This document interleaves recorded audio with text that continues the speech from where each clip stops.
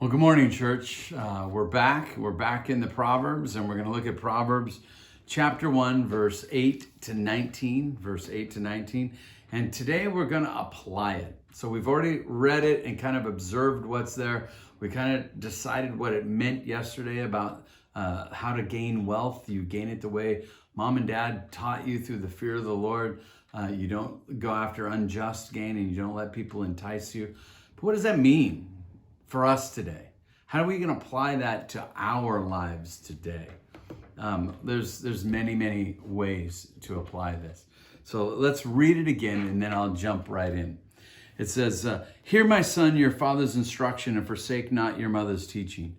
For they are a graceful garland for your head and a pendant for your neck. My son, if sinners entice you, do not consent. If they say, 'Come with us,' let us lie in wait for blood. Let us ambush the innocent without reason. Like Sheol will swallow them alive, and whole like those who go down to the pit. We shall find all precious goods. We shall fill our house with plunder. Throw in your lot among us. We shall all have one purse. My son, do not walk in the way with them. Hold back your foot from their path. For their feet run to evil, and they make haste to shed blood. For in vain is a net spread in sight of any bird. But these men lie in wait for their own blood. They set an ambush for their own lives. Such are the ways of everyone who is greedy for unjust gain. It takes away the life of its possessor." Well, the first thing Solomon wants to go after he tells you the fear of the Lord is the beginning of knowledge, is he wants to talk to you about the knowledge of wealth, the knowledge of money. And we talked about that. There's one way to get it, the fear of the Lord. And as you fear the Lord and you're working in your life, the Lord will supply for your needs. He'll supply all that you need. He doesn't say he'll supply in abundance, but he'll supply everything you need for every day. And then there's those people that will entice you to do things that you know you ought not to do. They're not good, they're not right, they're not just, they're not equitable. And so, but they will entice you. Hey, here's a quick thing. We can go take this money from those people. We can take it from here, take it from there. And he says, don't go with them. Don't go with them, because they're lying in wait for their own blood. They're laying a trap for themselves. And anybody that's greedy for gain, unjust gain, they're going to die. It's going to control them, and it will eventually kill them.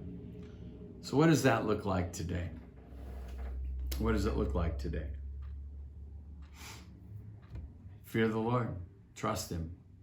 Do you have everything you need for every day of your life? Do you have what you need for today, for tomorrow? I don't know about you, but I got enough food in my refrigerator. We could go a few days without going to the store. We have more than what God said he would provide for us. The fear of the Lord provides your daily needs. Do you have more than that? Then you don't need to seek a whole lot.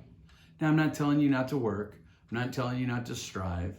You should work. You should store up. You should have an abundance so that you can give to the poor, and you can give to the needy, and you can give to those people. But don't be greedy for it.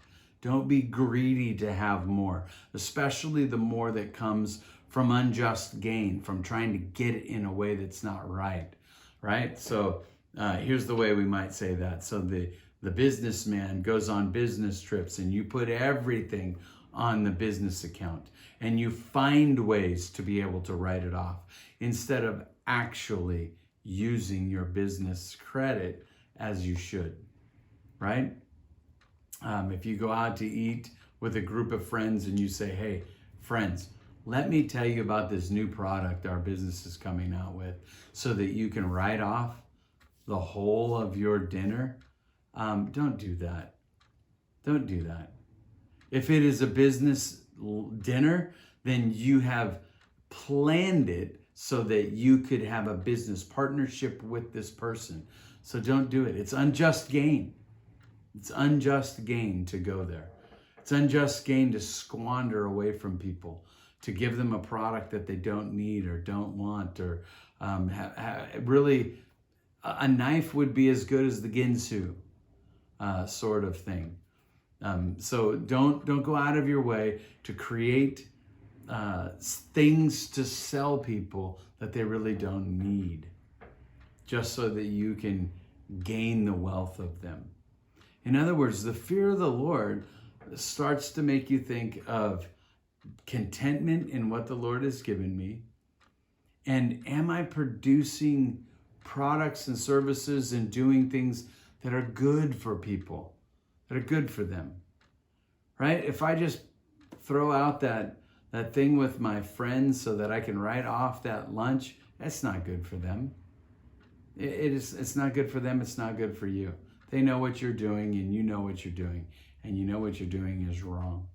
So we shouldn't do those kinds of things. And when we do the kinds of things, cheat on IRS, our taxes, right? That's the easy thing to cheat on these days. We cheat in our taxes.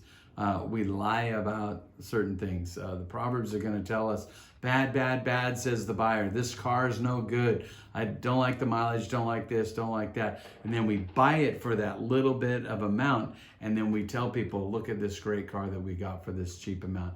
That guy was a bozo. He didn't know what he was talking about. And I got that car for that amount. Pay fair market value. Don't run things down. Don't overcharge things you're trying to sell.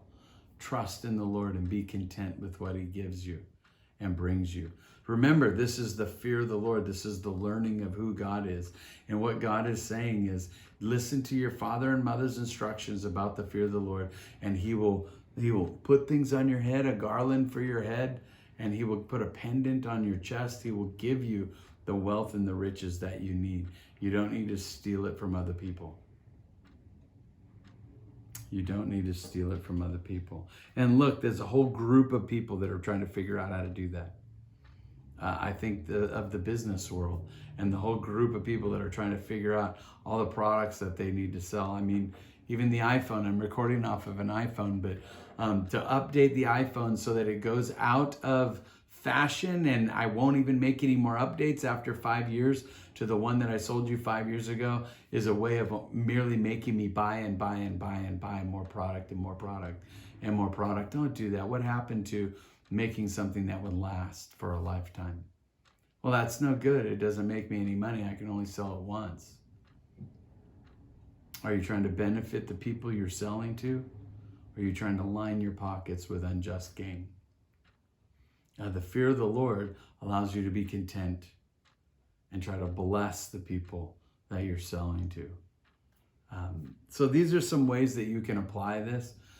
If you are for unjust gain, cheating on your taxes, writing off things that I shouldn't write off, selling products just to upsell and do that kind of a thing. If I'm doing those kinds of things, I know the business world says you have to do those things. The Bible is telling you don't. Fear the Lord, trust him, and allow him to give you what you need for every day. Trust your life with this Lord. It's the only way to go. Have a good day, church, and we'll tackle some more of this proverb come Monday. Have a good day.